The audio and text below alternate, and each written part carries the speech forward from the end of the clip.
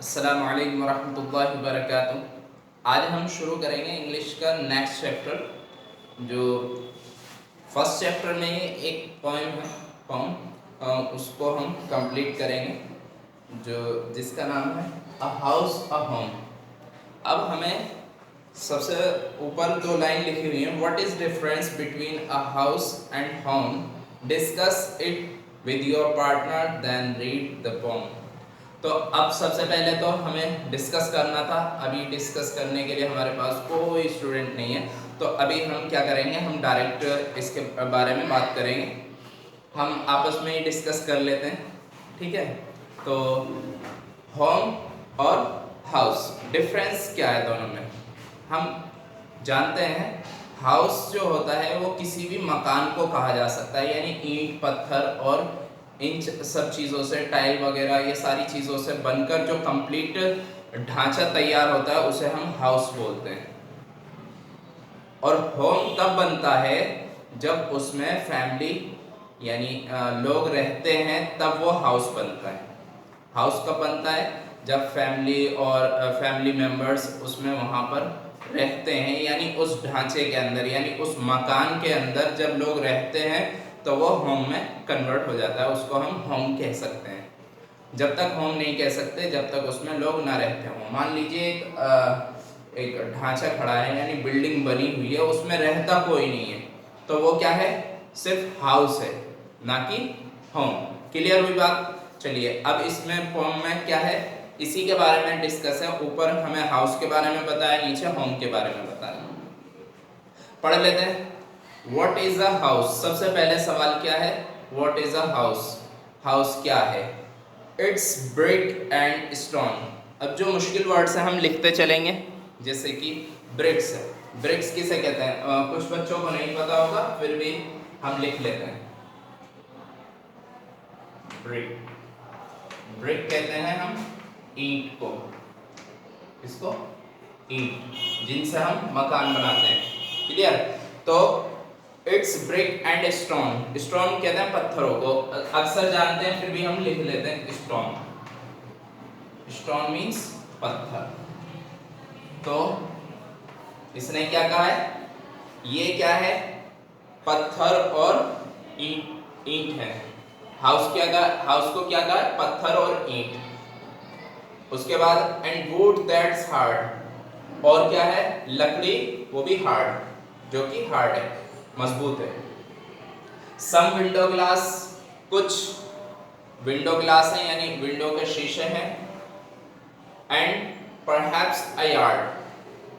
Perhaps yard means यहाँ हम शायद यूज करते हैं परहैप्स के लिए, शायद। यार्ड मीन्स हम, बहुत से मीनिंग हो सकते हैं यार्ड के, जैसे कि खास तौर पे हम यहाँ पर जो यार्ड का मीनिंग यूज करेंगे, अहाता या सहन या गज या कुछ लिख लेते हैं फिर भी यार्ड। अभी जो मेन मीनिंग है यहाँ पर हम सहन के तौर पे यूज करेंगे। क्या यूज करेंगे? सहन, या हम अहाता लिख सकते हैं। कुछ वर्ड आप, क्योंकि मुश्किल वर्ड्स आ जाएंगे फिर आपको लगेगा कि ये तो और मुश्किल हो गए। यार्ड वैसे हम गज को भी बोलते हैं, गज, लेकिन यहाँ पर हम किसके लिए? सहन के लिए यूज कर रहे हैं यार्ड को, ठीक है। सहन होता है ना बरामदा, उसके लिए, ठीक है। तो आगे बढ़ते हैं। And perhaps a yard, it's eaves and chimneys. Eaves क्या चीज है? ईव्स है आपका छज्जा। ईव्स कहते हैं, ईव्स कहते हैं छज्जे को। छज्जा, छज्जा होता है ना घर से बाहर को जो थोड़ा सा हिस्सा निकला हुआ होता है, उसको छज्जा बोलते हैं। चलिए, चिमनीज तो आपको पता ही है, जो जिससे हमारे घर का मतलब हमारे घर की गैस वगैरह निकल सके। हमारे घरों में तो नहीं बनी होती, बट कुछ घरों में बनी हुई होती हैं चिमनियाँ, ठीक है। तो चिमनीज एंड टाइल फ्लोर्स, और क्या है? टाइल और फ्लोर, टाइल से बने हुए फ्लोर है। टाइल फ्लोर, फ्लोर यानी मंजिल, ठीक है। उसके बाद एंड स्टको एंड रूफ, रूफ कहते हैं छत को और स्टको कहते हैं जो मान लीजिए ये क्या है प्लास्टर, स्टको, स्टको मीन्स प्लास्टर,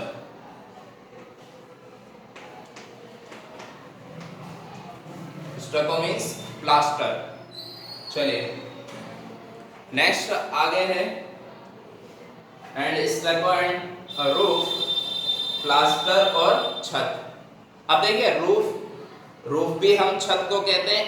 एक आपका सीलिंग, रूफ और सीलिंग दो छत होती है, दोनों का मीनिंग क्या है छत है। रूफ का मीनिंग भी छत है और सीलिंग का मीनिंग भी छत है। तो अब दोनों में डिफरेंस क्या है? सीलिंग तब कही जाती है तब जब हम नीचे से बात कर रहे होते हैं, ठीक है। अगर हम देखें तो ये क्या है सीलिंग है, अगर हम ऊपर की बात करें तो क्या है सीलिंग है। और अगर हम ऊपर से बात करें यानी हम ऊपर छत पर पहुंच जाएं तो तब अगर हम बात कर रहे हैं तब हमारे लिए वो रूफ है। यानी मान लीजिए ये छत है, ठीक है। अब छत के ऊपर है हम तो हम रूफ कहेंगे, और अगर नीचे से बात कर रहे हैं तो सीलिंग कहेंगे। Clear?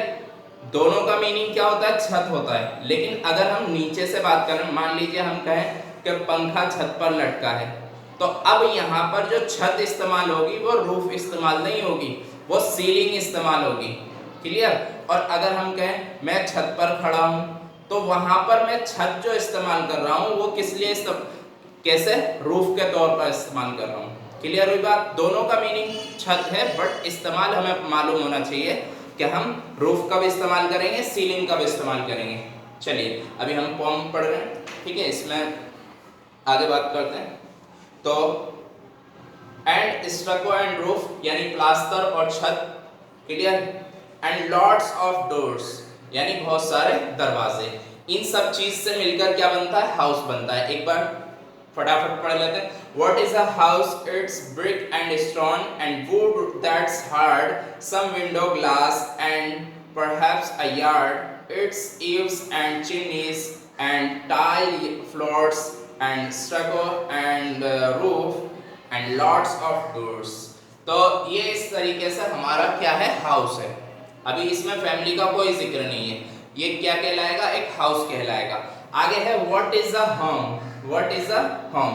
It's loving and family and doing for others, it's brothers and sisters and fathers and mothers, it's unselfish acts and kindly sharing and showing your loved ones you are always caring. इसमें कोई ऐसा word नहीं है जो हमें मुश्किल लग रहा हो, फिर भी हम समझते हैं इसको।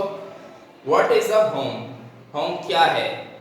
It's loving and family, इसमें प्यार है और फैमिली है। And doing for others, और दूसरों के लिए काम करते हैं, कर रहे हैं। It's brothers and sister, ये भाई हैं बहनें हैं। And fathers and mothers, and पापा एंड मम्मी हैं। It's unselfish acts, और ये क्या है? अनसेल्फिश एक्ट है, जो इनकी एक्टिविटी है वो कैसी है? अनसेल्फिश, यानी सेल्फिश नहीं है। एंड काइंडली शेयरिंग, और क्या करते हैं? शेयरिंग करते हैं, आपस में बांटकर। And showing your loved once, और क्या अपने लोगों में प्यार बांटते हैं। यू आर ऑलवेज केयरिंग, और तुम हमेशा केयर करते हो। तो ये क्या है? ये एक फैमिली है, यानी फैमिली मिलकर ही जो है होम बनाती है।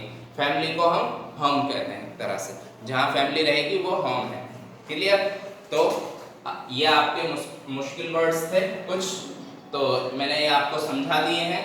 आपने पोएम पढ़ी, इसमें आपको अगर मुश्किल है कोई, जो मुश्किल आए, मुश्किल है जो कोई मुश्किल आए, बहुत आसान पोएम है ये। और ये लिखी है लॉरेन एम हल्ली, एम हल्ली ने लिखी है ये। और अभी नेक्स्ट वीडियो में नेक्स्ट चैप्टर पढ़ेंगे। चलिए ठीक है, मिलते हैं। और आपको जो होमवर्क दिया जाए वो ज़रूर आप सेंड करें व्हाट्सएप पर। होमवर्क आपको व्हाट्सएप पर सेंड करना है और आपको जो फेयर कॉपीज लानी है थर्सडे में स्कूल में लेकर आनी है चेक कराने के लिए। ठीक है, क्लियर। और अभी 12 स्टूडेंट्स के होमवर्क यानी हॉलीडे होमवर्क नहीं आए हैं। 25 हॉलीडे होमवर्क आ चुके हैं, वो चेक हो चुके हैं, बट अभी 12 स्टूडेंट ऐसे हैं जिनके हॉलीडे होमवर्क अभी तक सबमिट नहीं हुए हैं। वो जल्द से जल्द हॉलीडे होमवर्क सबमिट कर दें। क्लियर हुई बात? चलिए मिलते हैं नेक्स्ट वीडियो में। अस्सलाम वालेकुम।